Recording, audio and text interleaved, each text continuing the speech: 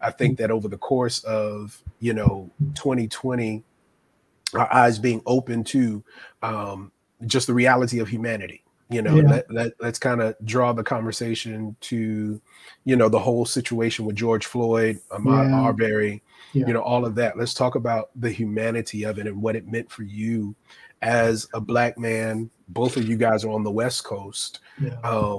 And even thinking back through, your history from Iowa to Tennessee to Ohio to Detroit, all of these different areas, how did that impact you as you reflected on seeing the unfolding of it all on social media?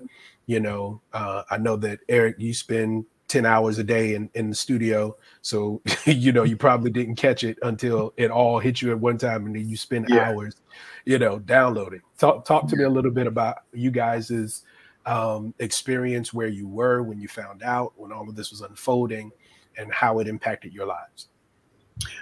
I'll tie it into the last question that you asked. For me, seeing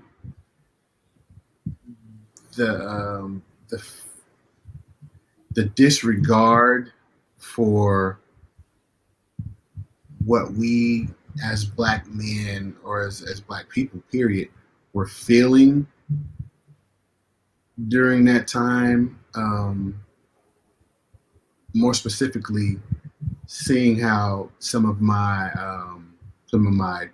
Christian friends that are of a different persuasion didn't reach out to check and see how I was feeling. They called themselves my friend. I was feeling some kind of way for a minute after that happened, because I didn't hear from people who I thought had enough respect for me to check and see what my temperature was during that time. And the people that I call associates or friends are mostly Christian, so and some of them are white, and it just made me feel like they want us for what they want us for. They want us because we can sing. They want us because we make stuff look good. We make it cool.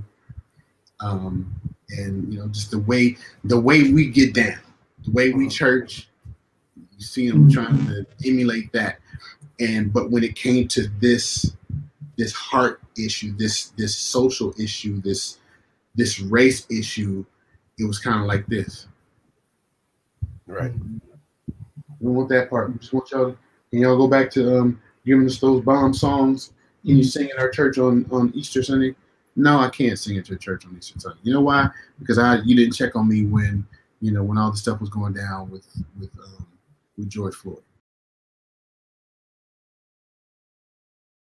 Yeah, I think we've had conversations, and some hard conversations. I work at a church where is a lot. I have a lot of white counterparts, and we've had very hard conversations, and we continue to push on it and push on it and push on it until people get mad. People just trip. People but we're going to continue to have the hard conversations, because that's what we need to do in order for us to get to the place where we actually have kingdom work happening. You've got to talk like God is in control of things. You can't keep doing like, oh, we don't know what to do. Yeah. Let God have his way. Right. Let him do what he wants to do. And that means we have to stop our own agenda. Exactly. No, like you, I was in the context where I was in a multicultural church led by older Caucasian leaders. And there was context, where many of them didn't understand what was going on. And there were things that were said and positions that were taken and perspectives that they didn't even know was offensive, not just the senior leaders, but, some of the other people within the church, that them being almost ambivalent, to what was going on. And very, okay, why can't we just move beyond this? You know, that type of mentality that really just was like, come on, you know, and it speaks to what Eric was saying, you know, the power of being heard and being almost reflected in that what's important to you is important to me, and this is how I demonstrate love. That I can't look at you in pain and move on, or act as if your pain is not valuable, you know. And I think that we've been, as a culture, conditioned to being callous and trying to move beyond, and that is added to